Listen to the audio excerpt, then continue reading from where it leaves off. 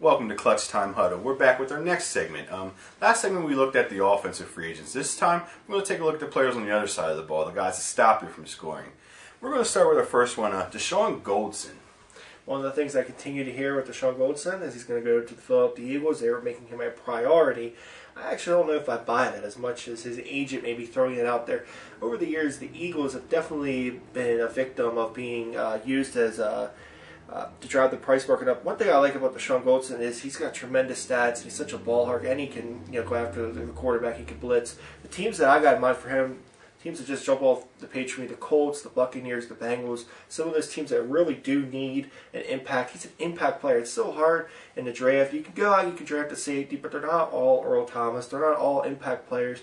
My number one team has to be the Cardinals. They released Adrian Wilson. They got plenty of salary cap space.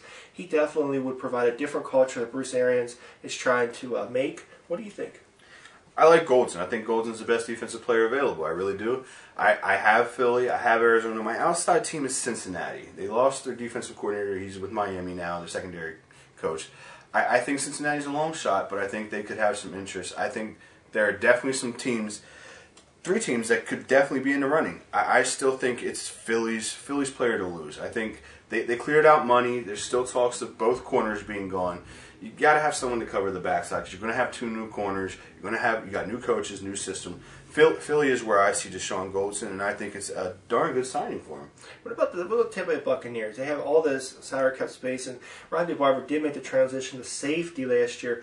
What do you think of, just talk about a team in that division, how much of an impact he can make there.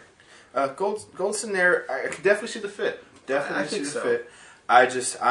I'm not sure that's where they're going to spend their money. They do have money, True. But as the players they signed last year, Jackson and the guard Knicks, their contracts are going to escalate as the years go along. So in 3 or 4 years, is it going to be a good fit financially? Because Goldson's going to get some money. He's best player available in the passing league. I really think that's not an option. One thing with him, I just want to touch on before we move on to our next player.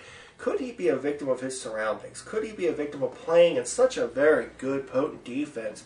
He's a guy that I've seen some clips where he does tend to get lost in coverage, where he falls in love with getting to the line of scrimmage, falls in love with getting to the running back, getting to the quarterback, he seems like a guy that wants the attention and wants to make a big play. There's nothing wrong with that if you can make a big play.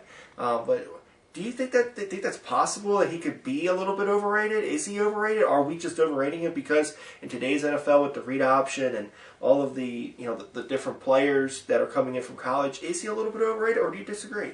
I think with any cornerback, safety, even cover linebackers, you're only going to be as good as your pass rush. Okay. Nobody can cover for 8-10 seconds. If you can't get to the quarterback, and any quarterback at that level is going to pick you apart. But you have a very good point. I think that he does benefit from Aldon Smith. He does benefit from the fact that they put a lot of players in a lot of teams in 3rd and long. He gets a lot of 3rd and long. You don't have to play the box really when 3rd and long. You get to creep. I definitely think it's a very good point. Okay. Our next guy we have is staying in the secondary, my boy Sean Smith. Well, first thing I'm going to ask you with Sean Smith, just to give a little background, is there any chance Miami does get back here at the last minute, possibly resign him, or is he definitely going? I'll tell you how intent he is on making money. His number one team I'm hearing from his agent right now, as far as interest mutually, is Jacksonville. You're not going there to win. That's true. You're not going there for the big market. Jacksonville. One thing I will add to Gus Bradley does have a heck of a history of having a cornerback factory. Talk about where they got Sherman. Talk about the secondary. Yes, they have 2 all-pro safeties. If they could build that there, that wouldn't be a bad destination. I see what you're saying. You're not going to go there and win. Jacksonville is not a team I had on my list, actually. We're going to go back to some of the same teams we've been hearing. The Buccaneers are absolutely a team that needs a cornerback. They absolutely need a quarterback. The New England Patriots is a team I want to throw at you. I know they have some cap issues, but they have Cal Arrington's free. They have so many issues in the secondary. He would be a nice pickup, I think, for them. I worry about his potential going there. My other rumor for him is the Redskins. There's talk that they could release D'Angelo Hall, would free up some money. I've heard that Hall really, really wants to return to Atlanta.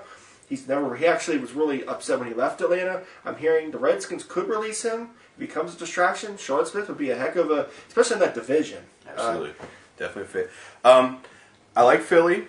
I like Tampa. Tampa's a team I keep hearing with him. He could fit opposite. He could take the Talib role. You know what I mean? That's a good point. I love New England. He's a fit there. They like the big corners. They love the fact that he can play the press. That's his strength, is the press. Jacksonville's the money, but my team that I have is my sleeper, the Arizona Cardinals. I have that two as well. reasons. Two reasons. The kid played college at Utah. He was a West Coast guy, Mountain West Conference. Arizona's in the same general vicinity, and a boy you know really well, Todd Bowles. Todd Bowles is now in Arizona, who was the same player that the same coach that wanted him when he was drafted. He fought for him. So I think Philly, Tampa, Arizona, New England, Jacksonville, in that range, and it's going to come down to money. From hearing from his agent, that's all it's going to matter. There's no cheap interest after the Dante Robinson signing. I know people still. Although they moved him to safety, I wouldn't say none. I'd say percentage 15. It's just a hot rumor we wanted to get to. The next guy on our list is Dwight Freeney. What do you think about Dwight? Where's his technical landing spots? Situational roster, starter, linebacker to 3-4 DM. Where do you see him ending up? Definitely has value. Okay. Anytime you can get to the quarterback in this league, value. Five sacks last year, limited opportunities. Yeah. They went to the 3-4 last year. Exactly. It's not his fit, so I definitely think he'll have to go to a 4-3. I see Atlanta, and I like Denver as an outside shot. Like you said, Denver's all in before. Yes. You mentioned this in another podcast. All in. Freeney, Atlanta, and Denver, the two teams. I definitely think situational, but I'm Atlanta. Atlanta. It just screams fit. It screams fit. They lose Abraham, and they need someone on the outside. Abraham was all they had getting to it. Lawrence Sidbury is another player they just let go. They decided they're not going to tender. And Ray Edwards was such a monumental bust, just to interject. They definitely could, and with Abraham going now, they definitely could use. I see your point with that. Yeah. When we bring up Ray Edwards, that was just awful. I thought he would be a good fit there. He was now he's fighting boxing. Did you hear that story? Yes, I heard that story. He was with the Seahawks last year. It's just a horrible situation. With Dwight Freeney, one thing I look at him, the New England Patriots have a history of signing veteran players. I know, the scheme, the schematic doesn't fit. I think it would fit. I think he'd be a nice fit for the New England Patriots. Take less money, go to New England, have an opportunity to win. It would be a very good situation. We talked about the Atlanta Falcons. The New York Giants are a team that I'm hearing are very interested in adding another defensive end. O.C. Manure going to free agency, going to a new environment. They could definitely use him. One other just red herring, I've heard the Seahawks, because they are looking to add a rusher. He's a guy that's a team that could potentially see him going to. I have one team I just want to throw it out. You just get your initial impression. What about Miami? They definitely could use another outside rusher. We definitely could use an outside rusher. Cam Wake is probably the best our defensive end in football in the 4-3. Head State guy. He's an amazing. His motor is just unbelievable. But he faced double teams and chips. The running back's always on his side. I definitely could see it if the money's right. We have so many holes. Like I think Freeney's the kind of guy that is going to chase the ring almost. He has one. New England. I think New England. The only thing with New England I think I worry about as far as fit, they drafted 2 outside rush linebackers last year. They got 2 linebackers. One's a rush outside, one's an inside. Chandler Jones, which is John Jones's brother. He's amazing. He was one of the guys that was on my man crush list last year. That's one of the guys. Next up, we got Ed Reed. Ed Reed still had a heck of a year last year. He did wind down 15 pass breakups, 4 interceptions, and just really was a lifeblood to that team, especially with Ray Lewis going down. And in the playoffs, the way he played in the playoffs was very emotional. I still think there's a very good chance the Ravens do come at him, do get him re-signed, get the deal done. Yes, they have T. Sizzle. Yes, they have 2 leaders on defense. But if you can keep Ed Reed, that means a lot. The other name, the Patriots. I mean, it's been linked for years. I mean, the best kept secret is he loves Belichick. So that's a team he just won a Super Bowl. He's won 2 Super Bowls. I think he'll be highly wanted on a 1-year deal. Could come and give a team. He's going to give his heart and soul no matter where he goes. Absolutely. I heard some sleepers like the Chargers could be interested to play with Eric Weddle. I've heard the Eagles possibly, which I don't know. I heard that we're interested in spending for a veteran, maybe. But that's my teams: the Ravens, the Patriots, the Chargers, possibly the Eagles. I've heard so many rumors with Ed Reed. One rumor going around was retirement. I just where you see his likely candidates. He's certainly a guy that may be rapidly declining, but he certainly has an impact, with his leadership skills. Not just his leadership skills, his ball skills. Like he gives you that Troy Polamalu effect in the secondary. You have to account for him in the passing game. At any minute, he's such a wily veteran that people, they give him credit for his athleticism, but he's just always in the right place. You can pick passes off when you're picked on, but he's not picked on. He's a guy that consistently reads the offense before pre-snap, almost a Peyton Manning-like player. A team that I didn't hear you mention that I think is a long shot, New Orleans. Okay. He's from New Orleans. He's a Louisiana boy. They're on the rebound. They need defensive help. They need playmakers in the secondary. Yeah. I definitely think if if New England doesn't make the big run at him, because I'm hearing mixed reports from him about the intentions with New England. Baltimore obviously re-signing, but I think the outside team for me is keep an eye on New Orleans. The Denver Broncos are another team that have. They didn't replace Brian Dawkins last year, and everyone says he was a rapidly declining player. They didn't replace his leadership. Brian Dawkins is one of the greatest leaders in the history of football. They have Champ Bailey there. They want to win. Be an interesting defender. They have some young players they're looking at. I think Ed Reed would fit any team. I think the Browns would love to sign him. The Colts would love to sign him. The Eagles would love to sign him. But absolutely, I agree with you. Ed Reed's going to be an interesting guy to watch, and he's such a fan favorite, such a good guy. So Absolutely. he's definitely a good guy to root for. The next guy on our list, final list, is Cliff Averill from the Detroit Lions. 9.5 sacks. Is he a guy that the Lions are looking to resign, or what are you hearing with him? Averill's one of them guys that you don't realize his value until he's gone. Until he's not on that side of the end, he's not getting after the quarterback, he's not putting pressure on, flushing him out of the pocket. I like Cliff Averill. I have Cleveland right now as my top destination just because there's such a need for pass rush. They're loaded in the middle of the line. Decent at linebacker, but they have no one on the edge rushing the passer. And in this league, it's hard to win that way. They got big quarterbacks that stay in the pocket. You need someone who's going to penetrate. You got Roethlisberger, you got Flacco in that division. You've got to get after them. One thing I'll say with him, he's only 26 years old. So that right there, any team that has a red herring, a red flag, he's young. He's played a lot of ball, but he's young. He's looking for about $10 million a year, which for a defenseman, we've thrown numbers around for other players. That's not the premium. So $10 million a year is a solid offer for him. Any team interested, I've heard several teams. The Dolphins are a team that I've heard be a perfect fit for them. The Atlanta Falcons absolutely could use help there. Be a good fit. Everyone wants to talk about the Patriots. They got to be interested, even though they went out and got players in the draft. The Seahawks are a team. I heard he already has a visit lined up. The Cleveland Browns are going to be interested. He's a guy that's very under the radar. Probably be an early signing. One interesting note with him, Ndamukong Suh, some of the other players who play there, is there a factor there? Is he over? We talked about Deshaun Watson earlier. Could he be a little bit overrated? Or is he such a presence that he helps Ndamukong Suh and some of the other players there? I think he's the kind of player that's going to eat no matter where he's feeding at. Okay. If he could go to a team that's in shambles. Miami's defensive line is pretty rough when he ends, and he'll be productive. He's not going to get you the 20 sacks. He's not that kind of guy. He's not Jared Allen. He'll get you 11, 12. And the thing I like about him is he's pretty solid at setting the edge. He's solid against the run. Defender. Yeah, solid against the run. He's not going to get a ton of tackles, but he lets the linebackers run. Team I like for him is Indianapolis. They're getting rid of Freeney. They're old on defense. They have a lot of money. And you mentioned he's only 26. Could 5-10 years there if he gets there? Could he be that? I mean, he's not the difference maker Freeney was. He's not that speed factor, but he definitely gives them something. Two teams I have as a sleeper: the Houston Texans and the Seattle Seahawks. Seattle Seahawks are a team that is just flying under the radar. They were really good last year. Everybody was buzzing about them. That is a team that I really am interested to see what they do in free agency, just simply because they have money and they have a means to go do it. And people want to play for Pete Carroll. He's a charming guy. The Houston Texans, that's another team that's just so talked about, so popular, such a team right now in the prime, ready to win. Those are the two teams I have sleepers. I don't really buy the Browns rumors. I think Paul Kruger's a better fit there. I don't really buy Averill there. One other last thing I'll say with him, is he a guy that could resign? I know people have said he's walked away. I think, honestly, if it is in Seattle, I think he could end back up in Detroit. I think at the end of the day, he could end up going back there. Absolutely a possibility. I don't see it happening. My last team I throw is Denver. Again, Okay. I'm hearing rumors that That's Denverville fair. and them are in passe. There's nothing going on there. That something's got to happen. If they end up having to get rid of Dumerville, who one of the sites I use is Pro Football Focus, had him as the most overpaid player on the defensive line.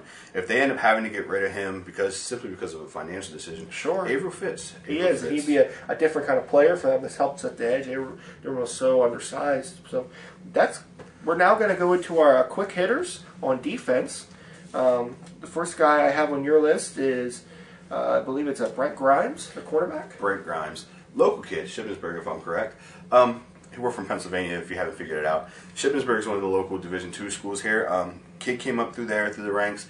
Amazing cornerback, huge fan. I have New England, Philly, Jacksonville, Miami, and Tampa.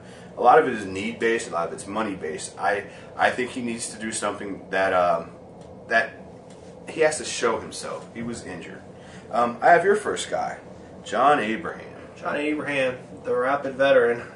Certainly a guy with 10 sacks and 6 forced fumbles last year. He's going to command a market. He's already met with Seattle. One of those guys that got released that can sign already. I'm hearing Seattle. I'm hearing the New York Giants. I'm even hearing some Panthers, Jaguars talk. I've heard a lot of rumors for him. I actually do believe the Seattle Seahawks are the team that's going to sign him. I've heard the Buccaneers too. I don't want to miss out on them. He makes a lot of sense for a lot of teams. My only sleeper with them is the San Francisco 49ers. They have a lot of defensive linemen. I'm not going to rumble through everyone here, but they've got a lot of defensive linemen free. Keep an eye on him there. The next guy on your list is Akro Talib from the New England Patriots, cornerback. Aqib Talib. This is where you gotta balance risk versus reward. The kid's been in trouble. He's a top pick. Tampa Bay had to let him go. New England scooped him up. Now I think he's potentially going to resign there if the market dries up. I know they like Deshaun Smith. Teams that I like: Philly, San Fran, Tampa, and Denver. I think fits all of them. I think San Fran is probably my favorite there. San Fran needs more corners. They have the safety. They're losing a safety playmaker. Denver again without Champ Bailey. I don't know. I'm going to go with San Fran. Okay. I definitely could agree with that. Your next guy is James Harrison. James Harrison just got released. He still had an impact last year for the Pittsburgh Steelers. The team that everyone wants to talk about is the New England Patriots, and this is the guy that called them out for stealing signals. They cheated them out of their perfect season. He's crying. The Steelers fans are crying. He wants to stay on the East Coast. I heard he still is after the money, but New England's the team to watch. I mean, that's the team that I could see jumping right on him. I've heard some Philadelphia rumors. I don't buy them. Chip Kelly likes taller linebackers, especially his linebackers, to be tall. He doesn't really fit. He does bring a good culture with him. Would be interested to see where he goes. I don't think there's going to be a big market for him. I think a lot of people are expecting he's going to give a big market. Like, there's 5 or 6 teams are going to allow him. I see the Patriots as the team, the destination for him. He wants to stay in a 3-4, and that's the other thing that has to be kept in mind. The next guy is one of the more underrated safeties in the NFL, Louis Delmas on the Lions. Big Louis Delmas fan, huge fan. When he was coming out of college, I thought he was going to be that playmaker safety that Detroit needed. Injuries just killed him. He's another one of the players like Grimes, where you're going to have to show me. You're going to have to show me for a year, maybe 2 years, because they are young. They're still young. They were playing at close to elite levels when they were healthy. Sure. Teams I have mentioned: Philadelphia. The money just comes back to Philly. The money you need. They need the safety. I got Minnesota, St. Louis, and Kansas City. I got Philadelphia as my favorite. About that, folks. Philadelphia is my favorite. I'm going with them because of the money. I think I like them a little more than I do like them with some of the corners they have. I like them a little more than Sean Smith. I like them a little more than Brent Grimes. So I look for Delmas or Goldson. One of the two are going to be in Philly, in my opinion. I agree with that. Your next guy is Ray Malaluga. Malaluga, I loved him coming out of USC. He's just an impact linebacker. He could play the outside, could play the middle. He's somebody that I keep in mind. Not just some of the teams that we're talking about here earlier. The Chiefs could have a need there. The Raiders have a need there. But my team for him, if he doesn't resign and play the outside linebacker position for Cincinnati, the team that I watch is the Baltimore Ravens. Be a perfect replacement for Ray Lewis. It'll be a perfect fit there. I do wonder, is he a playmaker enough, though? He's just a solid player. The team to watch for me is the Ravens, possibly the Chiefs. But at the end of the day, my bet is the Bengals. He resigns, plays the outside linebacker position for them. Next guy on your list is Osi Umenyiora. Osi. I actually just watched an interview with Osi on NFL Network today, and he's the kind of guy I would want in my locker room from a team. He brings that pass rush, but above that, he looks like the kind of leader, the kind of guy you would rally around. He's got an infectious smile, good guy, it seems like, locker room friendly. I have veteran teams that I have looking at him as Denver and Atlanta. They're the two teams that I think could most be. They both need pass rush. They both, especially with the Doomerville case, and then when you got Abraham. So they're my two teams. Osi Umenyiora could end up in Atlanta or Denver. One team I just want to interject. I've heard he's very interested in Seattle. I've heard there's a mutual interest there. Not to cut you off. Does he fit that defense? I think he does. They're looking for strictly a pass rusher. I think he'd be a great fit. Your next guy is Glover Quinn. Glover Quinn. Here's the big question for Glover Quinn. Does he resign with Houston? If he resigns with Houston, this is all a wash. If he is a free agent come Tuesday, there's going to be a market for him. We talked about Dalmas. We're talking about Ed Reed. This is a very underrated safety. If you're not a Houston Texans fan and you're not seeing this kid, this is a guy for me. He's the safety I'd want out of everybody because of the price tag, because of his ability. He's the guy that I'd want. A couple teams that I've heard, the Houston Texans obviously looking for center, and I could hear the Tampa Bay Buccaneers are a little bit interested. He'd be a great fit for them. I don't want to say he's a low-risk, high-reward type guy because he's very established. Keep an eye on the Giants, too. They have Kenny Phillips as a free agent. He'd be a very nice fit there. Glover Quinn's a guy to keep an eye out. He's just more of an all-around player. He's not just strictly one position. Very good in coverage. And the next guy, final guy on your list, is Chris Gamble, the quarterback. Chris Gamble, Ohio State kid. I followed him for a little while since college. I'm not a big Ohio State guy, but you kind of see the talent with him. Mm-hmm. Cornerbacks, this is a flooded market for it, let's be honest. It's going to drive the price down. There's a couple coming out in the college draft. But above that, I think the market's resetting itself for corners. There are a couple of them that set the bar a little higher than it should have been. Teams that I have interested, Denver, just a win now. A little bit extra money they could throw at him. I like Detroit. Detroit's the team I really like. I think the Lions have been looking for that secondary for years and years and years. This could be the player that could get it at a discount value because of the market. And last but not least, I'm tired of saying their name, but the New England Patriots. Yeah. If Talib walks and Sean Smith goes to the highest bidder, he's not a bad fallback plan. Okay. Last guy on your list, Keenan Lewis. Keenan Lewis, a personal favorite, even though I'm not a Steeler fan. 23 pass breakups. That's just insane. That's just insane. That's not even something you can wrap your head around and fathom. I know Steeler fans out there saying, "Please don't mention him. We want to re-sign him. We want to keep him, even with their cap struggles." I think he's a guy that's more than Chris Gamble, more than some of the other veterans that are available. He's a guy that I personally I'm going to keep a close eye on. Value player. Yes, there's a ton of teams interested in him. I'm hearing the Browns, the Eagles, the Jets, the Cardinals, the Bengals, the Dolphins. There's so many teams interested in him. When I really narrow it down to it, to me, the Steelers are going to try their darndest to re-sign this guy. The only team that I really could see a really good fit, especially if they trade Darrelle Revis, is the Jets. I think that would be a very nice coup for them to grab him. Definitely fits. End of the day, probably the Steelers. He looks like a Steeler. He looks like he wants to be a Steeler. He has that feel. He does. He has a Steeler feel. I'd love to see him Philadelphia being a homer, but I'd say the Steelers. All right, and that about wraps us up here at the defensive breakdown of free agents. We want to thank you for your time. Thank you for checking us out. You've been in the huddle, the Clutch Time Huddle. Leave us some feedback. See you next time. See ya.